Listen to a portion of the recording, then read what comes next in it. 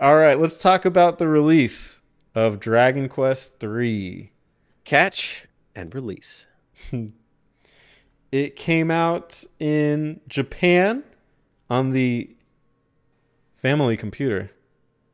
In 1988, it came out in North America in 1992. Both of these were Wow. the NES. So 4-year difference. And by that time, SNES is out now. Yes. 91 or 92. Genesis is 89. For reference, in 1998, Final Fantasy II came out December of that year. The actual Final Fantasy II. That seems kind of normal. Dragon Quest III, Final Fantasy II, Dragon Quest was first. Okay. Yeah. In America in 1992, Final Fantasy II had released on the SNES that year. And this is Final Fantasy IV. Yeah. Which is wow. like a really good game. Yeah. I'm telling you, this series' fate in the West was just, it was preordained. That it was not destined to do well. No, not at all. An NES game releasing in the same year as a Super Nintendo classic. In the same Everything about it is messed up. Like, we looked at the box art last time, and we said like how they were going with the Conan art style. We've talked about how it's been years in passing, and now this one, there's a whole new console out by the time it's out. Yeah, what a mess. What an absolute disaster. And just a damn shame because like this is arguably the best of those originals. Oh, yeah. Yeah, and nobody cared. Yeah. Nobody cared. And if we look at the stats, we can see here, according to woodus.com, I don't know what that means. Whatever. In Japan, so if we look at Dragon Quest 1, according to this site, it's sold, and these are according to Famitsu. So they seem pretty legit, but who knows? Whatever. Famitsu says NES Dragon Quest 1 sold in Japan 1.5 million copies. Dragon Quest 1? 1. Okay. Dragon Quest 2 sold 2.4 million copies. Okay. Dragon Quest 3 sold 3.8 million copies. So we're just Not seeing bad. we're just seeing this series blow up big Right. time. Whereas Dragon Warrior 1 in America was 500,000 copies, and we know a lot of that was likely the giveaway. Dragon Warrior 2 was 150,000 copies. That's quite a dip. And Dragon Warrior 3 was 95,000 copies, so it didn't even break 100. Oh my goodness. Yeah. That makes sense though, because like, late in the life cycle games usually don't sell particularly well. No. And not when, I mean, Super Nintendo is like getting into the heyday of RPGs. And you're getting some NES game. Mm-hmm. Not even close. No. Mm. Yeah, that's super unfortunate. I mean, that, like you said, that just ordains Dragon Quest to be like low tier, worthless in America. Mm-hmm. Yeah. And it's so crazy to see just such a stark contrast between the two. Like Japan and America. Dragon Quest is like the biggest thing ever. In America, people like within, probably even now, if I mention, maybe not now, but 5 years ago, if I mentioned Dragon Quest, they're like, what's that? I think now with 11 and some of the other stuff, it's a little more known, but man, Dragon Quest has always just been low tier in America. Yep. The NES era really goes to show that for you.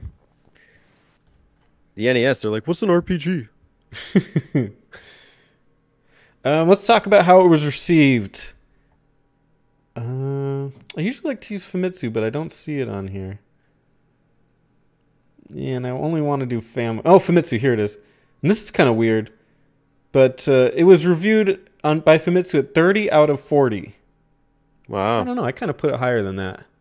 Maybe they Yeah, were. especially considering 2 scored higher than 1. It was like a 37 or something. Yeah.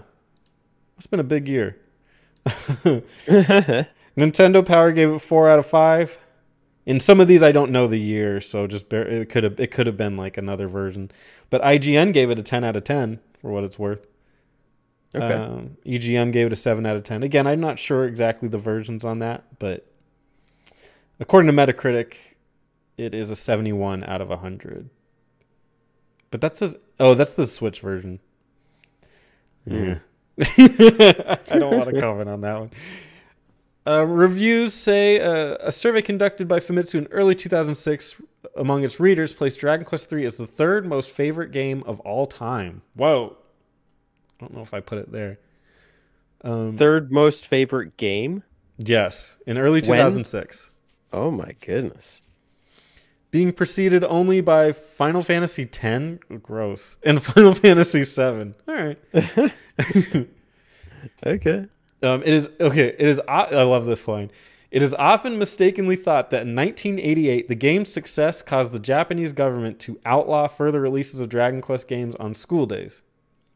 In truth, Enix themselves decided to hold off the release of future Dragon Quest games until weekends. Mm-hmm. I guess to make more money. I don't know. There must be a money benefit there, which is weird because in modern days Tuesday is a typical release day. I don't know if that's in Japan, but in America it's Tuesdays and Fridays if you're Nintendo and want to live by your own rules. The North American release of Dragon Quest III did not meet nearly as much success. Considered an improvement over the first two games, Dragon Quest III, quote, kept the same ugly graphical style and clumsy interface, end quote, explained Kurt Kalata of Gamasutra. The North American release's poor sales are partly due to the fact that the game was released after the release of 16-bit gaming systems, making it seem archaic to gamers. Critics found the new day-night system and the addition of an in-game bank praiseworthy. Its reputation has risen in America since its release, primarily due to the gameplay innovations, leading Nintendo Power to list it as number 176 on their top 200 games list. Oh my goodness. Okay. Let me just say that in trying to play this game for this archive edition, I was just going through every single version I could get my hands on to dabble with. And at one point I seriously considered playing the NES version. And so I dabbled with it for a little bit. And I could not believe how behind the times it was. You know how like Pokemon Gen 1 to Gen 2 made there's so many quality of life improvements? Yeah. You could say the same about anything post NES Dragon Quest. You had to go in the menus and you had to select, in order to talk to someone, you normally just go up and you press A, you talk to them. Right. On the NES versions, you would have to go up, go to the menu, go to talk, and then talk to the person and then end that way.